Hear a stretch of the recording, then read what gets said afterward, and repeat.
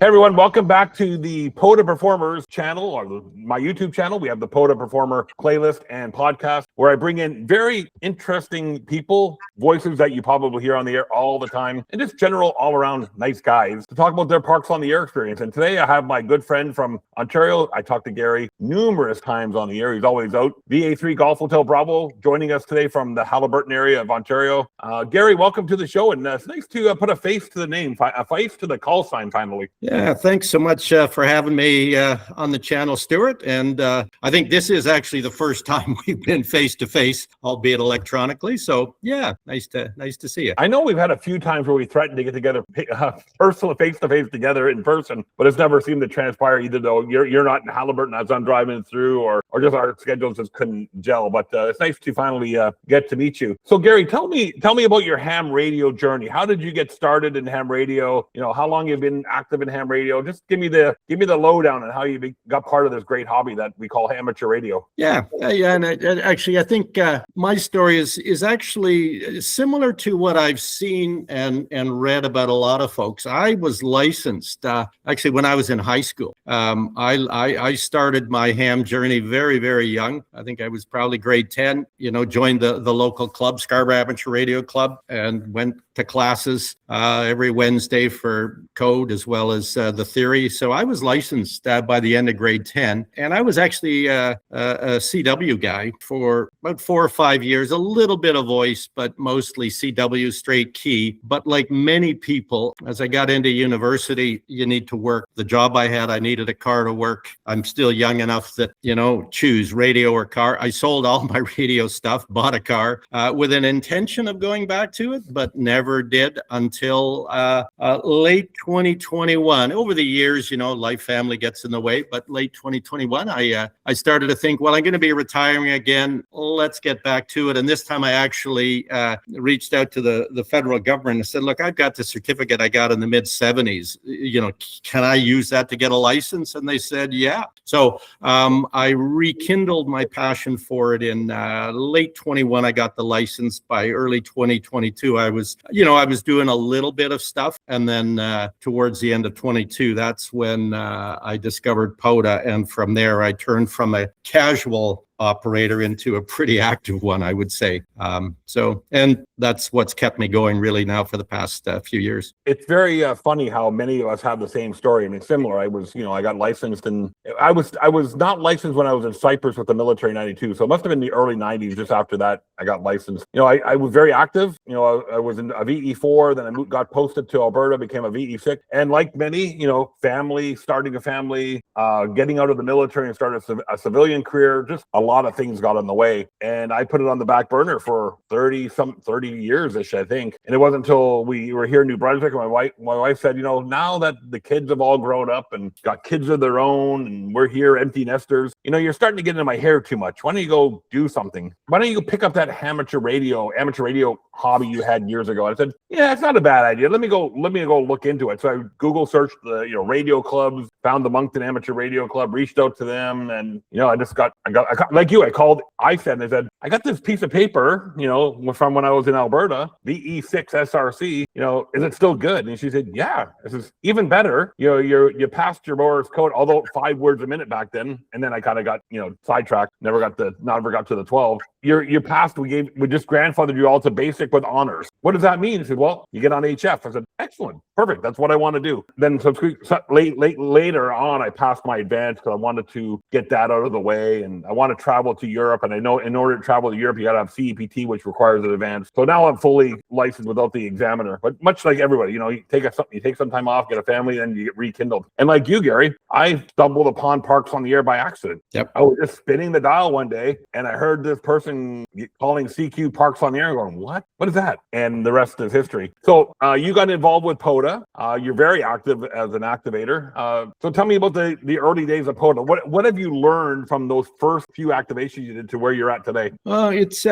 It's been interesting. Like you, I kept hearing this CQ Parks on the Air, and some of the activators will probably cringe at this. It's like, oh, well, that isn't for me. I can't answer that. And so I finally took the time to kind of look at the website, and then I realized, oh, actually, I should have been taking those calls and getting in their logs. But yeah, you know what? I started out actually as more of a hunter than an activator, and that kind of got me listening, I think, a little bit to how some of these folks were operating as activators. And indeed, one of my early, I went back to look at my logs. I think one of my earliest contacts was Curtis Turner, Charlie Mike Tango KB3. And, I'd listen to him manage his pileups and stuff. And I thought, you know what, as well as hunting, I'd like to maybe give that a shot. It'd be kind of nice to be, rather than chasing these parks, to try to activate the park. So I started relatively modestly. I was up in Halliburton, did some local parks, which actually happened to be not very much activated in Halliburton. Other than me, I think there's maybe 2 or 3 others that do these parks. So, I did a little bit of voice. I often wouldn't use the spotting page. I just hunt parks, but as an activator doing park to parks. And then gradually, as you build your confidence, you start to get a bit of a rhythm. You develop an operating style that works for you. And I think that's one of the things that I've sort of learned and become comfortable with. And you see a lot of new folks. You look at the POTA Facebook page, how do I do this? What do I do? And I really, really like the folks who weigh in, on the basis of their experience, saying, you're the activator, you set tone, you do the activations the way that works for you. And that's what I really like. Some people can take a slow and, casual style and chit chat a little bit, and others want to just really move through and get some contacts in the log. So I think what I found is I've sort of, got comfortable. I'll do it, and in many cases, some days I want to move pretty quickly. Other days, I still will sometimes go to a park, not go up on the spotting page, and just hunt parks and take a more casual approach if I'm feeling, that's the way I want to do it. Yeah, and you've hunted me at a few activations I've been at too, which is great. And you're right. Everybody has their different style. Last night I was just dialing around, looking at the spot page, and I found a new park that I have never, worked before out in Oklahoma, I think. And the person that was activated is actually a YouTuber guy. He does a little bit different channel than I am for POTA, but he was saying he was just having a regular old rag chew he was doing a QSO every minute and a half, and I'm going, come on, buddy, come on, let's go. I'm in a rush, right? I'm in a rush to go nowhere, right? Yeah. And eventually I called him, and we had a good little chat for about a minute or so, and it was nice just to have that relaxed. But you're right, everybody. I always say, you do you, right? Yep. You do it the way you. And that's one of the things I like about POTA. Like, my style may not work for everybody. We were talking about, my style is run and gun. I want to get up there and I want to make as many contacts as far as I can, right? My goal is not to work, the guys in, the northeast of the United States, so I don't go on 40 meters, and I really only go on 20 when the other bands aren't open. But I'm primarily a 10, 12, and 15 guy. Yeah. But for some other people, they're 40 and 20. They want to work all their buddies in the next county over, the next state over. So that's one thing I like about POTA. But Gary, you always have a booming signal here to the East Coast. When I can't hear other Ontario stations, I can always hear you. Yeah, well, it's that's what I like about the hobby in general. Is, while you may always hear me, and I generally can hear you, usually on 20, sometimes on 40. That's what I like about it. There is that random element to it. On any given day, at any given time of the day, you just don't know what the bands are going to give you. And yeah, it can be a little frustrating if you've driven a long way and you were looking to maybe, get some numbers up and get a new park, on the air for the hunters, and the bands are just not cooperating. But yeah, I generally can hear you, and I can always tell when you're running your full amplifier. It's like in a pile up, I hear it. Well, I know your voice, and you're just kind of crunching over top, and I figure, well, I better answer Stuart, because otherwise I'm not going to hear anybody for the next 5 minutes anyhow. So I'll let you jump the queue. But I generally, the interesting thing is I essentially all of my contacts now are activations from a park. And, at home, I'll sometimes run 100 watts, usually about 80. And when I'm in a park, it's 30 to 40. So it's kind of cool when you get a good signal at a reasonable report back, 5.7 to 5.9. Yeah, that's kind of the fun for me too sometimes. I was speaking with my friend Julian, Mike 7 Juliet November Tango, who is in Scotland, and his license in the UK only permits him to run 25 watts. Yep. And I can hear him always beautiful, 5.9, 5.7-ish, depending on the band conditions. But we work parks on the air, we contest together, and I can always hear him. And it's funny how I talk to him, and this is where I'll, want to get from you. I talk to him when he's doing his parks on the air. He always runs a very, I'll just say a really good antenna. Yeah. I don't know exactly. It's a vertical of some sort, but it's a very well constructed, very well put together antenna with a that it's efficient. And I imagine that's the same for you. I mean, looking at your QRZ page, you have, very, good pictures of, half decent antennas that I would appear to be very efficient. That's probably why I can hear you. Yeah, and as I say, sometimes even what I would say is a compromised antenna will work. I mean, and this is one of the things that got me kind of hooked on POTA early on. One of my early activations was Clear Lake Park. It had never been activated, and I've since found other ways to walk into the park, but it's near the cottage here. I actually kayaked in. I paddled into the park and was set up on this little barren piece of rock with a 35-foot piece of wire hanging in the tree, and on about 30 watts, I'm talking, the first contact was a guy in the Orkney Islands as if he was sitting right next to me. And to me, that was just so cool. It's a beautiful day. You're sitting on a rock talking to some guy in a part of the world that, you just, 10 years ago, you'd never dreamed of talking to. So, in some cases, a simple random end fed will do the job. But the go-to antennas, I always carry 2 or 3 antennas with me because, sometimes, things happen. But, in a lot of the pictures on my QRZ page, I early on bought one of those MFJ big ears dipole, like a basic dipole antenna on a tripod up anywhere 10 to 15 feet is probably my go-to antenna. Basic setup, but it seems to do the job. I also use a vertical. Often a lot of my activations are in the north. So I find, I was up in March up northeast of Sudbury, and it was actually freezing rain. So the dipole started to get the weight of the ice and sag. So you take that in and run a vertical. And I got a JPC 12 vertical. I actually swapped out. I use actually a 17-foot whip rather than the one that comes with it. And I don't use the ground spike. It's winter. You're not getting that in the ground. I just use 4 pieces of PVC pipe about 2 feet long with a T. And you know what? Those 2 antennas, it's amazing what you can do when the conditions are right. But those are the main antennas I use. Yeah, you can't go wrong with a dipole. I was out, when was it? A couple weeks ago, and I bought just a cheap 30. I think I may have worked you that day. A cheap $30 balun off of Amazon. I found out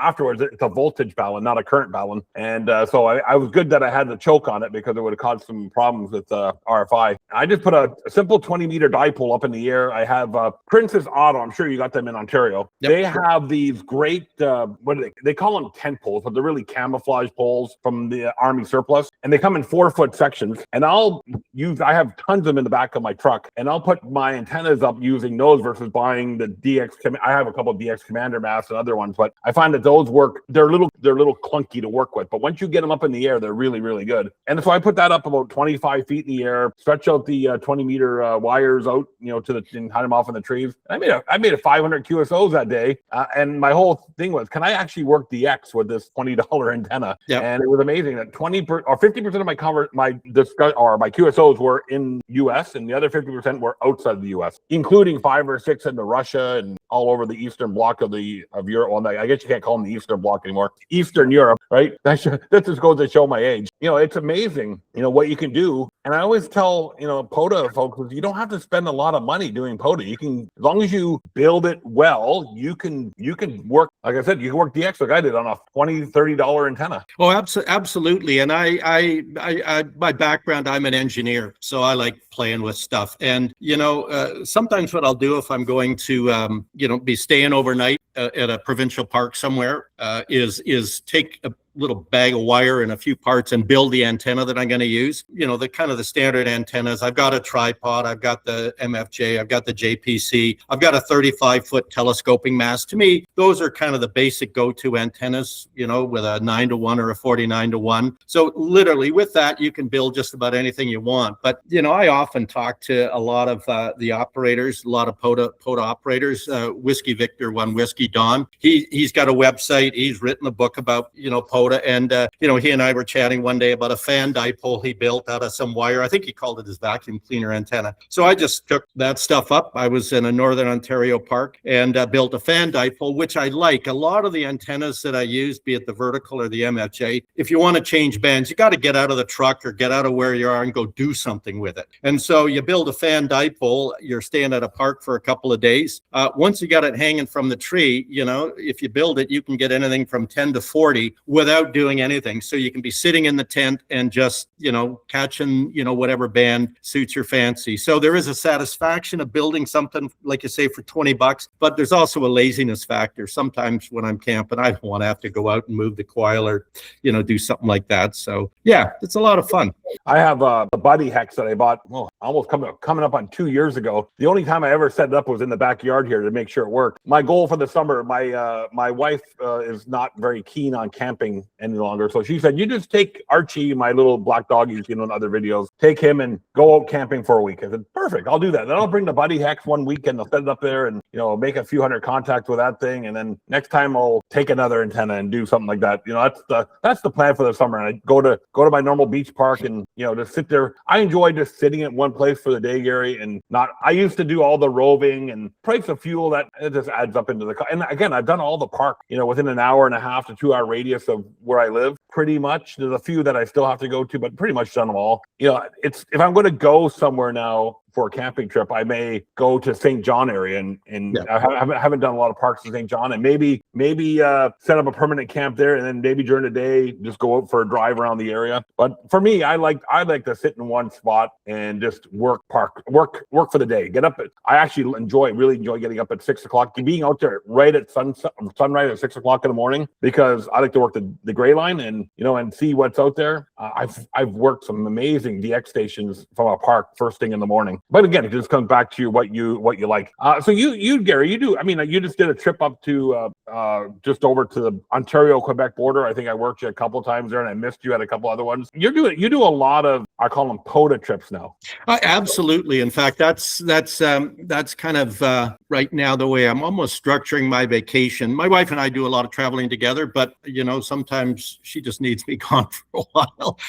And so I've got my truck set up. I've got a tent that fits in the bed of the truck. Talked about, the POTA journey, how you get started, what you're focusing on. You're saying you're kind of leaning towards now finding a place and hanging there for a while and just, kind of staying put. I'm kind of in a bit of a different mode. And I did the same thing. I've done all the parks that were near my home in Toronto, done a lot of the parks near Halliburton. In some cases I've got like over 15,000 QSOs at the Great Canadian Trail. I've got, a lot of parks where I've got a lot of contacts, but I've really started to spend some time, not just as an activator, but as a hunter. And what I'm finding is, the first couple of hundred, you pretty much turn on your radio, go to the spotting page, and you're getting new parks every time. I think I'm about 57, 5,800 now. It's getting harder and harder to find new parks. And I know there's folks that are over 10,000. So, it occurred to me that, there is this sort of,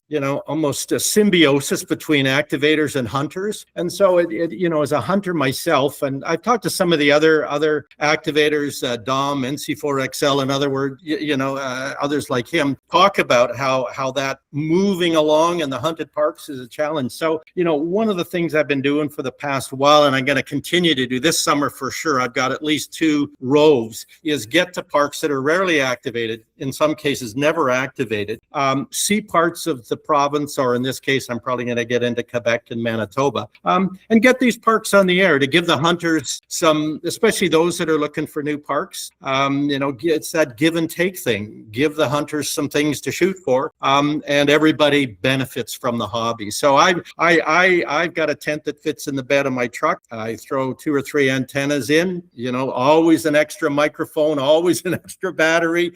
There's nothing worse than driving 200 or 300 kilometers or 150 miles and realizing you've got something that isn't working. And yeah, I get a real kick out of finding parks. In many cases, parks that I've got to paddle into. I do a lot of winter activations on snowshoes, and sometimes drive roads that I shouldn't. If my wife saw me driving down those roads, she would probably tell me to give my head a shake. But to me, that's kind of where I'm at right now, getting some new parks on the air, new to my log, probably new for the hunters, and enjoying that part of the hobby.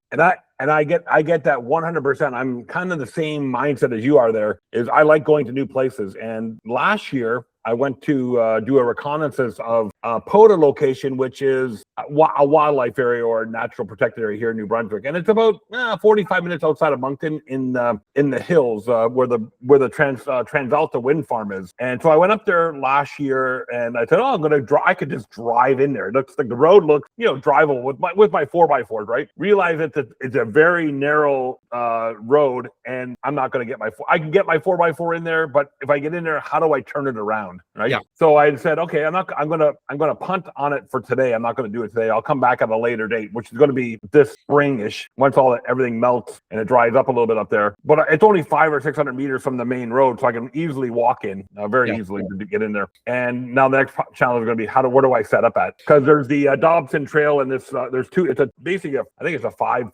POTA location. You're in the Bay of Fundy Geopark, couple wildlife areas, the Dobson Trail. I don't do a lot of multi-park. I don't actually advertise multi-park activations myself, but that's my own prerogative. I'm like you. I want to go find some new places to go play radio at, as well as go and test antennas. And I really envy what you do going into Quebec. And I do the same thing going to PI Nova Scotia. I wanted to go to Newfoundland this summer, but my son getting married changed that. Yeah. So now we're going to Alberta. But that life gets in the way sometimes. But you did a trip, Gary, with some other POTA activators to Alaska in the last year. I think it was like either late last year or early this year. Yeah, it was done in August of last summer, and I think the origins of that were actually a well-known POTA activator, Scott. Kilo 3 Sierra Delta Mike reached out to me. He and I have had just tons of contacts, park to parks, and some hunting type contacts. So he was putting that trip together, and for me that was a real opportunity to try something different. I tend to be just myself going out doing parks, but this was a chance to do something a little bit different. Yeah. So over the course of that, took about 6-8 months. Scott and I back and forth, emails, phone calls. We reached out, in particular, Scott, to a few folks that we thought might be interested. And we also had John and Diane Martin join us for that trip. So the four of us just had a blast over the course of a week, getting to, probably almost a couple of dozen parks, met a couple of Alaskan operators, gave us a chance to meet some new folks. And that to me is a dimension of POTA that you don't get if you're just, doing contesting and stuff like that. Again, the hobby has interests for everybody, but yeah, I did that Alaska trip last summer, and it was fun. It's one of the things we hear from a lot of frequent activators. Very, I call them I won't say there's a POTA casual activator. Yeah, goes up to the local park with a hamstick, and and they have fun and they enjoy the POTA world. And then there's guys like us who maybe just push the envelope just a bit more, right? And go find. And one of the things, the common theme I hear from people is parks on the air, worldwide flora and fauna, lakes and lagoons, whatever program it is, has allowed them to experience new parts of the country, the world. Paul, VK5PAS, echo the same thing in Australia. It allows them to go see new places that they would not have gone to if it wasn't for these on the air programs. Absolutely. And that's, as I say, for this spring, summer, fall, I've got at least 2 POTA roves planned. Again, it's around POTA, getting to some parks that rarely, if ever, are on the air, but allowing me to explore my own province where I live. And as you've said, I've done all the parks that are near both the places that I live. I've got to move further afield. I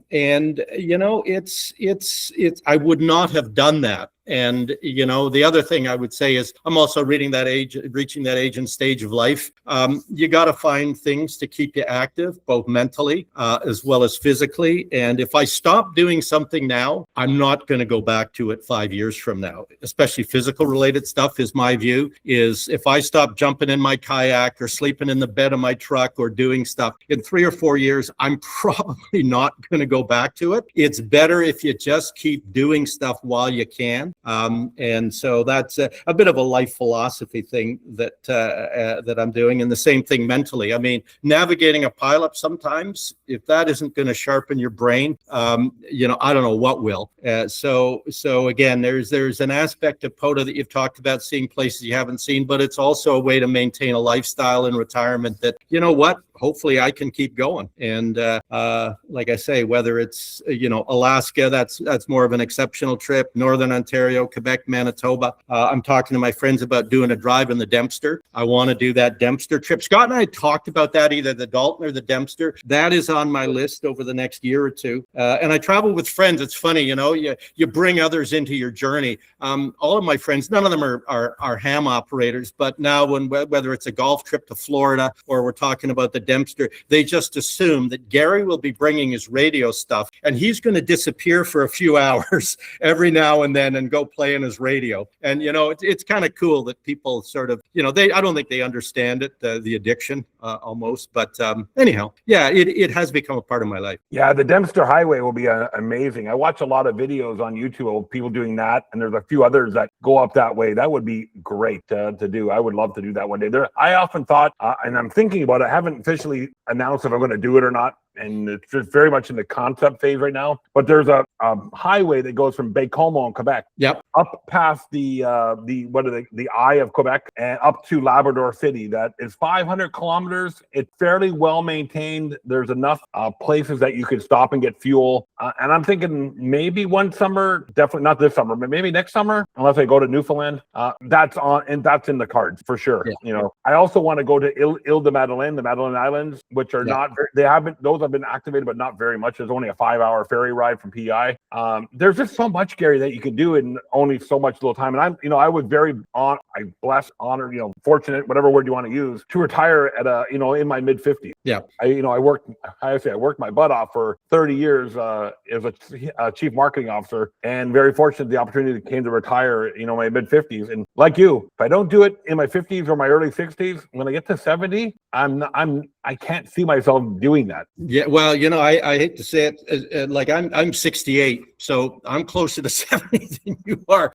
But it's funny you talk about some of the, some of these roads less traveled that we're going to be taking on some of these trips. That's maybe the other thing that I've learned over the course of my time. And again, a lot of people activate differently. They stay on main roads, do well traveled. In some cases are urban park. Some of the roads I'm driving, like I say, are these roads that where am I going to turn around if I go down this road? But that's actually one of the things that I do have to be mindful of. And I've always got the extra mic, extra battery, extra coax. But on some of these roads that I'm doing in the back of my truck, I've got 100-foot length of 1-inch rope, a block, a bow saw. I've always got water and, some granola bars and stuff like that, because just out back, I was going into Algonquin Park through the Halliburton Forest, for example, and I'm in this narrow 2-track road, and it's a circular loop, and there's a tree that's come down in the road because nobody's driving these roads, more than once every couple of months. And so, that is something that I have become more cautious about, is if I'm driving some of these roads and anticipating it, I've got the equipment that at a minimal level can at least make sure that I'm not going to find myself in a bad way. My worst actually was it's Dividing Lake Provincial Park. It sits right on the edge of Algonquin. It's down I'd say it's probably about a 10 to 12 mile logging road. And then you take an offshoot. And I was coming out of the park. It was a bit of a rough activation and very untraveled road. And the front wheel of my truck, I didn't realize it, but the spring rain had washed out underneath. I didn't see it at the top. The truck went down. So I've got my truck now, the frame resting on the bed of the road, which means you're not getting out. And so I had about a 15-mile walk to get to a cell signal, so that, believe it or not, I did get a tow truck that came in. It was out of Huntsville to get me out. But if I hadn't had the water, hadn't had the bug jacket, hadn't had some food with me, it would have been a much more miserable experience. So that notion of doing these roads less traveled also requires a certain amount of, I'd say, care and advanced preparation. I'll call it, we in the Army, we called it woodmanship. Yes. A certain knowledge of the woods, right? And I, unlike you, I have a mosquito hut that I bring with me. I have the screens for the truck, so if I wanted to roll down the windows and put the screens on, I can. One of the things I'm going to throw in my truck is I'm going to throw my Milwaukee battery powered chainsaw in there with a few of the M18 batteries, just to have if I do go to some of these remote locations, because New Brunswick, like Northern Ontario, 90% of New Brunswick is forested. Yeah. So there's some pretty interesting places to go to that you want to have some skill. And I talked to Ken, who organized the 3Y0K expedition, and we were talking about some of his DXpeditions that he goes on, and echoed the same comments. You got to have some planning. You got to know the terrain you're going to. And sometimes if you're going to somewhere remote like Alaska, having the knowledge of a local to help you. Oh, yeah. Yeah. And I make no mistake. I mean, I'm not going to be able to keep myself alive in the woods for 3 months, but, it was just, there's that minimal level of preparation and planning that made that a better experience than it might have been. I'll just leave it at that. So, but even if you're going up to Rouen-Noranda, which is I won't call that northern Quebec, on the map, it's really, not even middle Quebec. It's still part of southern Quebec, but it's north enough that it's, remote. Oh, yeah. And if you're going up that way, some of those highways don't get a lot of traffic. So you got to be prepared just in case. Your story about your truck, I had the similar situation. Now, I was very fortunate. I was able to get myself out, but I was at Black River Protected Area, which is about an hour north of my house. And just in the spring, I think it was probably around this time. In the wintertime, it's a 4x4 snowmobile track. But in the summertime, you can drive your truck on it. And I said, I'm going to take my truck down there. The snow looks pretty hard packed. I got out, walked a few hundred meters up. It looked fairly good. I got up and I said, well, where am I? I got to turn around here because it's not getting any better. So I managed to get the truck turned around, found a spot to turn around. I was driving back and the whole driver's side of the truck just went into the snow. Yeah. And I was fortunate that I was able to put it in low, 4 low and able to rock myself back. But I was getting ready to do. Now, lucky, I think I had cell coverage where I was, so I didn't have to do the walk. But you got to prepare yourself especially if you're going to be an off-roader, hunter, or activator like you and I are, you got to be prepared for these things. Yeah. And as I say, it's those things that you just have no idea are coming your way. But to me, it becomes part of the experience, part of the adventure. Like, at the end of the day, it's a good story. You can tell your friends, of course, they think you're nuts for doing it in the first place. But anyhow, that's probably the worst one I've had in terms of experience. Yeah, it happened. For me, it would have made great content for you. But, that's the way it goes. We're getting closer to wrapping up here, Gary. We're on a kind of a theme here. And let me go back one step before I ask the next question. You're talking about hunting new parks. I'm like you. I'm at 90. I checked this morning, 9247. That's a nice number. I'm fortunate. My goal is 10,000 for this year. I'm fortunate that in the morning I turn the beam to Europe and I can hear Europe park activators long before most of North America does. So I usually get most of my new parks now are Europeans, and it's they're very active in the UK for some reason. Very active in the UK. Very active POTA bunch there. Canada. I was thinking the other day. There's very few of us really active POTA guys in Canada. I'm only on the sideband side, so I don't see what's going on much on the CW side. But there's you, me. I know Rich is coming up. He was very active, but not so much anymore. Stuart Hayes, VA3GHB was active, but not too much anymore. There's a couple guys out west. And a lot of Americans say, why are there so many POTA parks in Canada? Not, all-time new ones are very rare activations. It's because I don't think we have a lot of POTA activators in Canada that are regular activators. Yeah. I often have thought of that myself. I honestly don't know why that is. That's part of my motivation for doing what I'm doing. If not me, then who? So that's, part of the reason why I'm trying to get some of these parks on the air and experience them. I am starting to see a few more call signs, VEVA call signs that I haven't recognized before. So hopefully that, like, POTA is just, going through the roof in terms of the number of operators, the number of hunters, both activators and hunters that are doing it. But I am seeing a few call signs I don't recognize as much, and I'm hoping maybe that will pick up, because again, it would would be great if you can, on even 40 meters, getting more local guys get into some of these parks. John up north, he's in Timmins, Delta Papa Zulu. He sometimes does some meandering around to get some new parks. But I don't know why it is. But as I say, hopefully some of these new call signs will stay active and get some more Canadian parks on the air. I think it just ebbs and flows, right? Summertime's coming up, so it'll be busier. Yeah. We'll get a lot more Americans coming up here to experience our great, our great locations up here as well. So we'll get some new Canadian parks up. But for me, I was I was gung ho right out of the chute, like go, and then I went, well, that's expensive. First off, yeah, and I want to experience, and interest in ham radio changes, right? So I'm combining my love of DXing with my love of portable, and I'm trying to figure out a way to inject my love of contesting into, so I can have all three at once. One of these days I'll figure that one out. Anyway, Gary, in our last few minutes that we have, what are 3 tips that you can give to a new activator who's I'm not talking about basic tips. So I think those are everybody covers those things, like, hey, if you want to go out and do rare, hard to find, not easy to get into locations, what are the 3 things that you would recommend to them in a checklist? If you're talking about those sort of rare parks, and I'm going to combine your question a little bit with the roves, Stuart, is I am now developing a plan for my roves. Like, I'm doing 3-4 day roves in Northern Ontario. I'll have a base. I spend a lot of time planning and preparing what that rove is going to look like, and consulting different references, not just the usual ones, like the Crown Land Atlas, where you can see where are the park boundaries, what are the ways in, how can I get there efficiently, and everything from Google Maps. I've got 2 Back Roads apps that I use to help identify ways into these parks. But at the end of the day, for these multi-day, multi-park roves, I have a plan that literally has, blocked out by time, by mileage, where I'm going, what I'm doing. In many cases, I'm going into areas that don't have cell phones. So I've downloaded the maps so they'll be available online. I suppose I'm actually contemplating getting Starlink so I can get, internet coverage wherever I am, but I haven't done that yet. So I think developing a really detailed plan with all of the various backup resources you need. Like, I've gone up into areas of Northern Ontario and, suddenly the car nav isn't showing anything because there's nothing there. You haven't had cell service for an hour or two. The phone, you put that up and there's nothing there. It's a dot saying you are here on this highway and nothing else.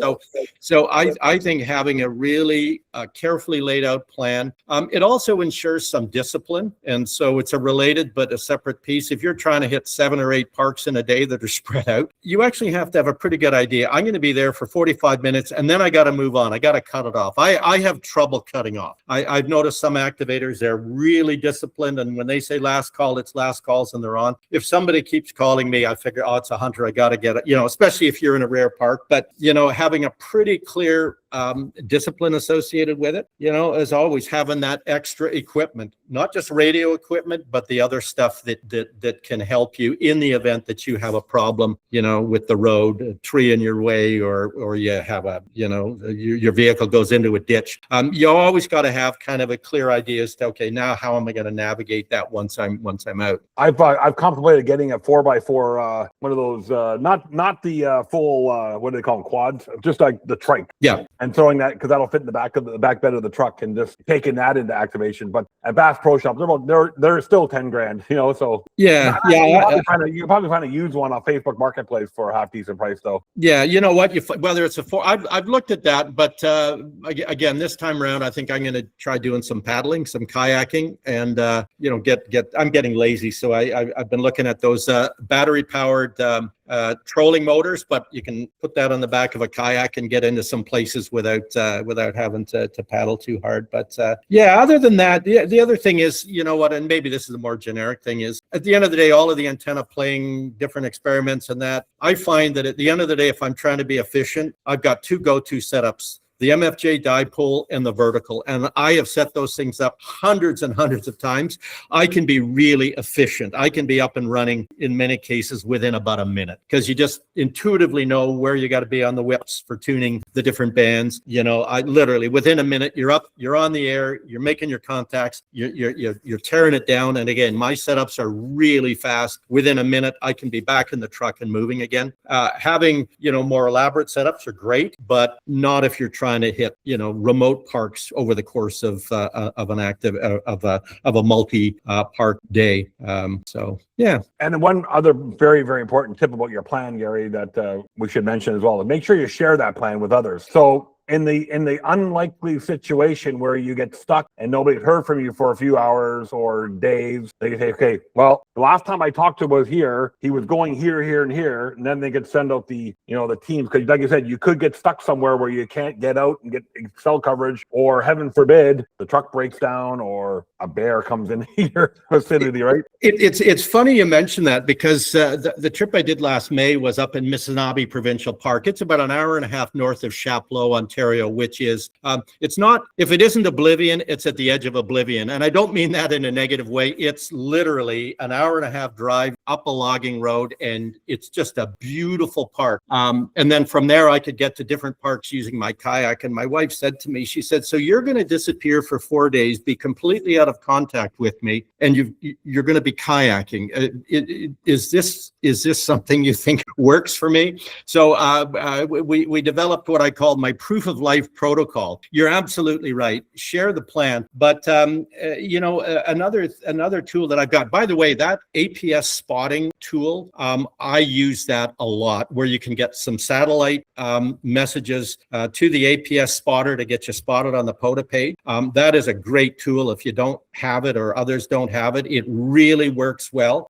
But the other tool that I've used, and this is what I use for contacting and connecting home, twice a day, I use Vera HF. So I have a Vera HF account. I've got the email account. And so I could send, just brief messages. You're not sending, a book report on Vera HF, but it is another tool worth exploring for those who are going to be going into areas that there is no internet coverage, no cell coverage. And so every couple of times a day, I'd send my wife a quick email saying, all okay, this is where I am, good to go. And I just said, if you send anything back, make it brief. So that's another one that's not bad. And Canada, very fortunate, Rogers has introduced their satellite now, so you can use your smartphone to get on the satellite. I think it's available for any carrier. So if you're on Fido or Bell or whatever, you can still hook onto these Roger satellites in Canada. I know, what's his name? Montreal Canadiens goaltenders advertising it quite extensively on TV there.